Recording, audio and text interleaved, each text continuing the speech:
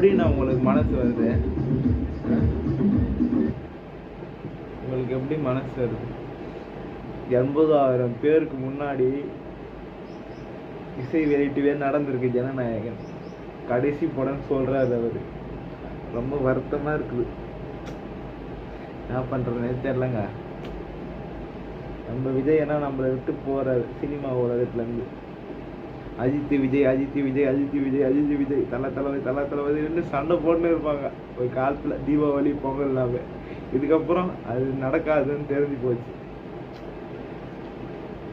ரொம்ப கஷ்டமா இருக்குது. அந்த 80,000 முன்னாடி கோட் சூட்லாம் போட்டுக்கின்னு அப்படியே ஜாலியா இருந்தாரு. ஆண்டிப்பட்டி அரசம்பட்டி எந்த ஊரு எங்க ஊருங்க அன்ட்டு பாட்டு பாடி, அவங்க அம்மா பாட்டு பாடி, நாளைக்கு எங்கப்பா எங்க நினைச்சா போதும், நாளைக்கு சிஎம் நாங்க தானே அன்ட்டு அவங்க அம்மா பாடி ஸ்டார்ட் பண்ணி கொடுத்தாங்க.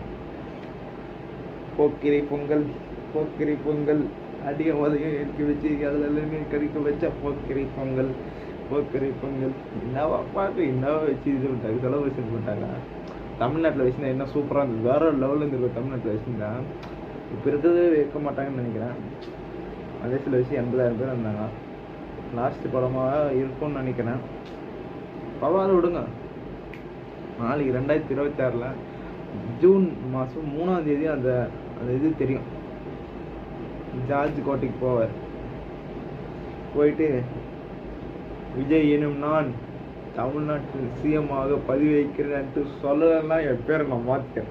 விஜய் எனும் நான் உலச்சாரன்றி தமிழ்நாட்டின் தமிழக முதல்வராக பதவி ஏற்குதுன்ட்டு சொல்லலைன்னா என் பேரை மாற்றிக்கிறேன். எங்கள் அண்ணன் சொல்லுவார். நீங்கள் பார்த்துனே இருங்க, எல்லாரும் பார்த்துனே இருங்க. எல்லாருக்கும்